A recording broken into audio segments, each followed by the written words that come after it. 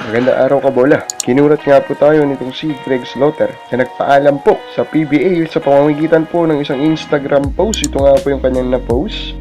So very heartfelt po ito kanyang message. Pinasalamatan niya po ang buong franchise ng Ginebra. But of course, hindi niya po nakalimutan na pasalamatan po kanilang boss na si RSA and even Coach Tim and the rest of the management.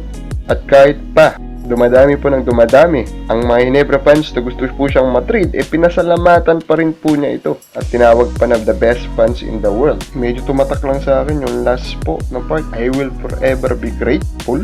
Parang talagang ang sinasabi niya dito is either hindi na po siya babalik sa PBA or alam niya na hindi na po siya maglalaro for Ginebra. Now, isa pang rason kung bakit po ito nakakagulat is the fact na tapos niya po ito after palakas na po ng palakas ang rumor na may magaganap na po na trade kung saan makukuha po ng Ginebra si Christian Stan Hardinger at kapalit nga daw po itong si Greg Slaughter at itong si Jerick Balanza. So malakas ang usap-usapan ngayon na kaya ito ginawa ni Greg para po makaiwas sa trade po na ito. Ang tanong, hindi ba siya pwedeng i-trade na ng Ginebra dahil siya po ay hindi magpeperman ng kontrata sa kanila?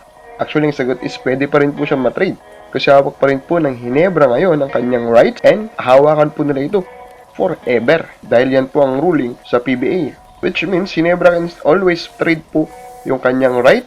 Pero ang problema nga lang nito ngayon is wala po siyang napirmang kontrata. So, without a contract, yung rights lang po basically ang matatrade. Kasi for Greg to play in the PBA, of course, kailangan mo po muna na mapapirma po siya ng kontrata. Although, of course, because of this, dahil wala po siyang kontrata ngayon, hindi rin naman pwede maglaro po si Greg sa PBA. Naka-Ginebra po yung rights, hindi rin po siya pwede maglaro sa kahit na ano pang team po sa PBA. Pero at this point, who will trade for him now?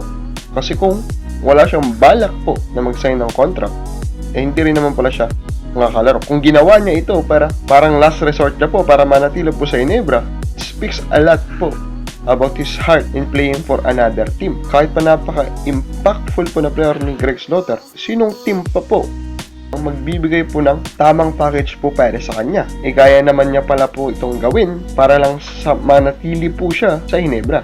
Ang isa pang pinag-uusapan ngayon is kung sinadya niya po na hindi isama dito po sa kanyang mensahe yung si Al Francis Chua. Currently po na sports director po ng SMC. Ang last say po sa bawat moves o trades po ng SMC.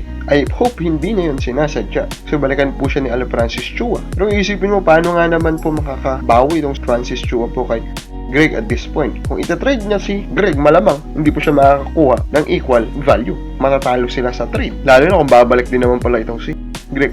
Na kung hahayaan naman niya na magretiro na lang itong si Greg at hindi na po palaruin sa Ginebra, edi wala sila nakuha for Greg. Hinayaan lang nila magretiro po ang tallest PBA player po ngayong dekada po na ito, which is still a bad thing for Ginebra.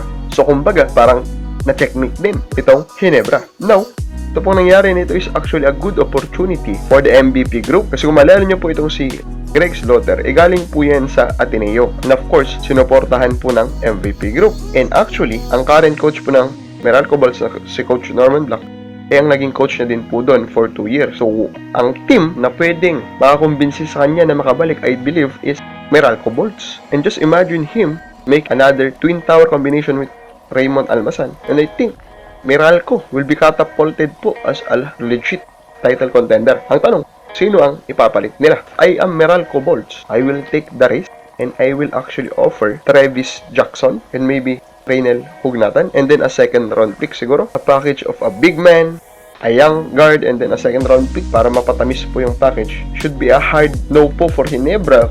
So of course, magte-take risk po dito ang Meralco Bulls kasi baka hindi rin naman siya kumbinse. Pero just imagine talaga kung mapakumbinse po nilang bumalik si Greg, then pagsamahin mo sila ni Almasan, that will be a perfect fit kasi si Almasan may outside shot. So si Greg pwedeng manatili sa loob, si Almasan nasa labas. Paano kung walang twin tower yung kabilang team? Di kitang-kita na po ni Almasan yung basket. So parang open 3 na po lahat, catch and shoot na 3-point shot po na iti-take niya. Now, going back po to Greg, I hope ma-realize niya na hindi ito ang tamang gawin kung gusto niya pong ma-prove sa mga haters niya na isa siyang valuable po na PBA player. Nakita naman natin yung nangyari kay Chris Ellis na hindi rin naka-move on nung siya po ay i-trade ng Ginebra. Ano nangyari sa kanya? He will be remembered as a quitter who never proved to be a valuable PBA player. Greg proved them wrong by going po to another team and succeed there and produce more than yung pinakita na po niya with Ginebra. It is time for him to step up and be a man and take this challenge.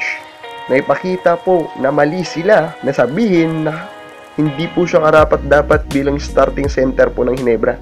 Ano sa tingin mo, Kabola? Ano ang dapat pong gawin ni Greg? Comment lang po sa baba.